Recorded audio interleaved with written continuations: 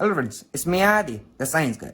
Welcome to all of you friends. आज हम लोग फील्ड कैपेसिटी के बारे में बात करने वाले हैं, जो कि इरिगेशन इंजीनियरिंग का टॉपिक है। तो बिना टाइम वेस्ट किए चलिए स्टार्ट करते हैं।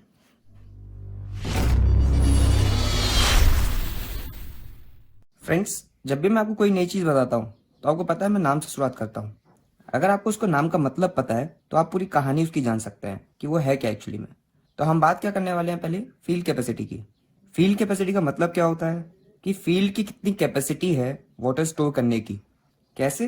खुद से, कि इसमें खुद में कितनी कैपेसिटी है वाटर स्टोर करने के लिए फील्ड की सॉइल में। ऐसा कौन कह रहा है? हमारी इंट्यूशंस कह रही है कि फील्ड कैपेसिटी ये होता होगा। अब जरा इसका टेक्निकल टर्म की डेफिनेशन देखते हैं।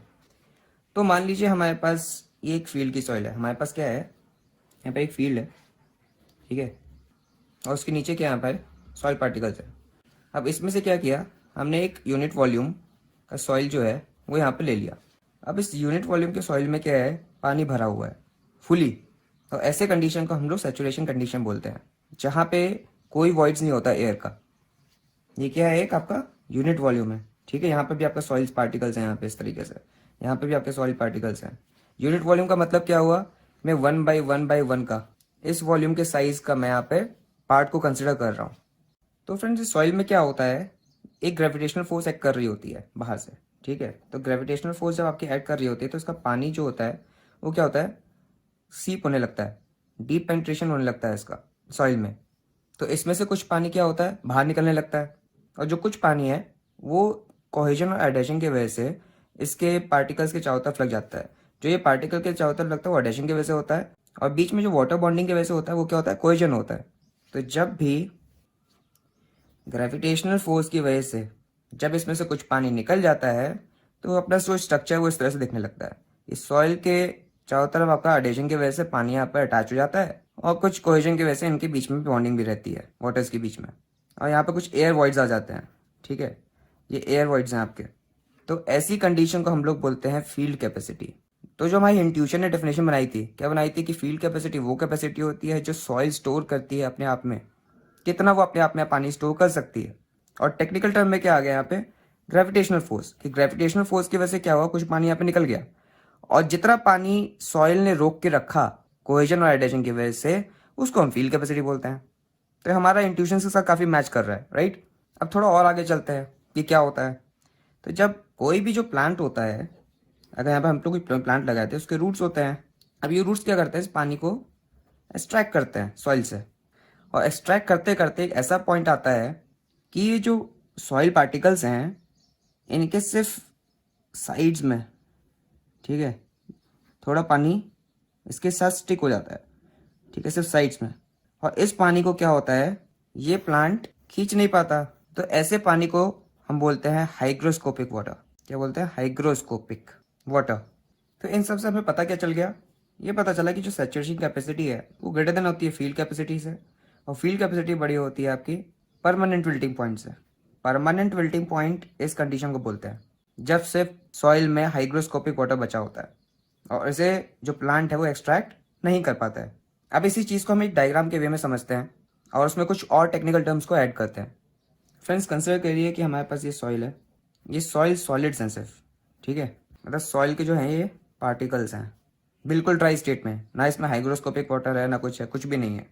अभी जस्ट बताया था कि इसके ऊपर जस्ट जो स्टिक रहते हैं वाटर पार्टिकल्स उसको हम क्या बोलते हैं, हाइग्रोस्कोपिक वाटर, जो कि प्लांट्स अपने रूट से एक्सट्रैक्ट नहीं कर पाते हैं। और ऐसे पॉइंट को हम लोग क्या बोलते हैं, परमानेंट विल्टिंग पॉइंट। इसके ऊपर जो पानी होता है फील्ड कैपेसिटी तक, उसको बोलते हैं हम लोग available water for the root zone.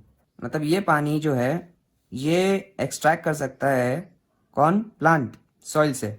और इसके ऊपर जो पानी होता है ये वो पानी है जो ग्रेविटेशनल फोर्स की वजह से डीप पेंट्रेट हो गया। और कहाँ जाके मिल गया होगा, एक्यूफर वगैरह में जाके नीचे मिल गया होगा, या डीप ग्राउंड वाटर में बोल सकते हो, वाटर टेबल में जाके मिल गया होगा। तो इस पॉइंट को बोलते हैं हम लोग सैचुरेशन कैपेसिटी। ये जो फील्ड कैपेसिटी से परमानेंट विल्टिंग पॉइंट पे जो अवेलेबल वाटर है हमारे पास, इसको हम लोग कैपिलरी वाटर भी बोलते हैं, जो कि कैपिलरी एक्शन से सॉइल में वाटर स्टोर रहता है। कैपिलरी एक्शन में भी तो आपका सरफेस टेंशन और कोहेजन लग रहा होता है ना, इसलिए। अब इसमें एक और टर्म ऐड हो जाता है जो कि 75% ऑफ द अवेलेबल वाटर, मतलब क्या बोल सकता हूँ, field capacity minus permanent wilting point का 75%, जो कि ये लाइन है, ठीक है, इसको बोलते हैं हम लोग OMC, that is optimum moisture content. और इस पानी को हम लोग बोलते हैं रेडिली अवेलेबल मॉइस्चर। इस पानी का मतलब क्या हुआ? ये वो पानी है जो कि प्लांट अपने रूट से ईजिली एक्सट्रैक्ट कर सकता है। और इसके नीचे जो 25% बाकी है, 25% किसका? फील्ड कैपेसिटी और परमानेंट मेल्टिंग पॉइंट के डिफरेंस के जो वाटर है, ठीक है, ये बीच के पानी की बात कर रहे हैं हम लोग। इसके 25% में उसको क्या मुश्किल पड़ती है। तो ये जो OMC है, ऑप्टिमम मॉइस्चर कंटेंट, ये क्या है? इसको हम लोग रिप्लेनिश लाइन भी बोलते हैं। ये वो पॉइंट है जब हमें पानी दोबारा फील्ड में डालना पड़ता है ताकि जो प्लांट्स हैं वो पानी को ईजिली एक्सट्रैक्ट कर सकें। इसलिए आपने वो ग्राफ भी देखा होगा जहाँ पे ये परमानेंट विल्टिंग पॉइंट होता है, ये वो आपका OMC होता है, और यहाँ पर फील्ड कैपेसिटी होता है। जब आप पानी भरते हो, जैसे फर्स्ट टाइम आपने यहाँ पे पानी भरा, फिर क्या होता है? पानी डिप्लीट होने लगता है, और जैसे ही OMC में पहुँचता है, ऑप्टिमम मॉइस्चर कंटेंट में, फिर हम पानी फील्ड में देते हैं। फिर कुछ दिन लगते हैं इसको ख़त्म होने में, फिर हम रिप्लेनिश करते हैं। तो फील्ड कैपेसिटी से ऑप्टिमम मॉइस्चर कंटेंट तक जितने दिन लगते हैं उसको डिप्लीट होने में पानी को, उसको हम बोलते हैं इरिगेशन पीरियड या frequency of water need to be applied. ठीक है, तो ये इरिगेशन पीरियड होता है। और जो पानी जिस रेट से डिप्लीट हो रहा होता है उसको हम बोलते हैं क्या? Consumptive use. किससे? By the crop. और इसके ऊपर काफ़ी क्वेश्चंस भी आते हैं ES और गेट में। क्वेश्चन कैसा होता है? जैसे फॉर एग्जांपल आपको कंजम्पटिव यूज दिया होगा कि आपका जो CU है वो 2 सेंटीमीटर पर डे है, मतलब कि वो 2 सेंटीमीटर वाटर कंज्यूम करता है प्लांट एक दिन में। और जो डेप्थ ऑफ वाटर हमने अप्लाई किया इरिगेशन के टाइम पे, मान लेते हैं 10 सेंटीमीटर है, तो फ्रीक्वेंसी ऑफ इरिगेशन क्या हो जाएगा? 10/2 सेंटीमीटर पर डे। मीन्स जो डेप्थ आपने अप्लाइड करी है divide by CU is equals to frequency of water need to be applied. तो इससे पता चलता है कि 5 दिन में उसको दोबारा हमें क्या करना पड़ेगा? इरिगेट करना पड़ेगा।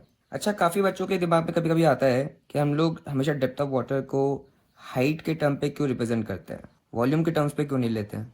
इसका रीज़न फ्रेंड्स ये है कि इरिगेशन हो या भी कोई भी फील्ड एरिया सब्जेक्ट्स हों, ठीक है, उसमें क्या होता है, जो एरियाज होते हैं वो बहुत ही लार्ज होते हैं फील्ड के, हेक्टेयर्स में होंगे, एकर्स में होंगे। तो उसमें क्या होता है, जब आप उसका वॉल्यूम निकालते हो किसी भी वाटर का, वो उससे बहुत ही बड़ी वैल्यू आती है। तो उस बड़ी वैल्यू को नेग्लेक्ट करने के लिए, बड़ा ना हो पाए उसे अवॉइड करने के लिए, हम लोग जो भी वाटर्स हैं उनके डेप्थ के टर्म पे लिया जाता है। डेप्थ के टर्म से क्या होता है कि आप कहीं का भी प्रेशर आराम से निकाल सकते हो कि कितना प्रेशर किसी पॉइंट पे लग रहा है। तो ये हाइट जो टर्म है बहुत ही इंपॉर्टेंट टर्म है, इसलिए हम इस वे में रिप्रेजेंट करते हैं। एक और बात, इस डायग्राम में जो ये पॉइंट होता है इसको हम लोग अल्टीमेट विल्टिंग पॉइंट बोलते हैं। जहाँ पे विल्टिंग का मतलब क्या होता है? जब कोई प्लांट मुरझा जाता है, उस टर्म को हम लोग विल्टिंग बोलते हैं। तो इस डायग्राम से हमें पूरा एक आइडिया हो जाता है दिमाग में कि सैचुरेशन कैपेसिटी आपका 100% पे होता है, ठीक है। जब ग्रेविटेशनल वाटर से निकल जाता है तो हमारी फील्ड कैपेसिटी में पहुंचते हैं। उसके बाद हमारे पास कुछ अवेलेबल वाटर होता है फील्ड कैपेसिटी से परमानेंट विल्टिंग पॉइंट तक। ये पानी प्लांट एक्सट्रैक्ट कर सकता है, जो ईजिली एक्सट्रैक्ट कर सकता है उसमें हम लोग रेडली अवेलेबल मॉइस्चर बोलते हैं। इसको हम RAM के नाम से ही बोलते हैं। जो कि कितना पानी है? 75% of the difference of field capacity minus permanent wilting point. 75 to 80% होता है, लेकिन हम लोग जिम क्या करते हैं? 75%।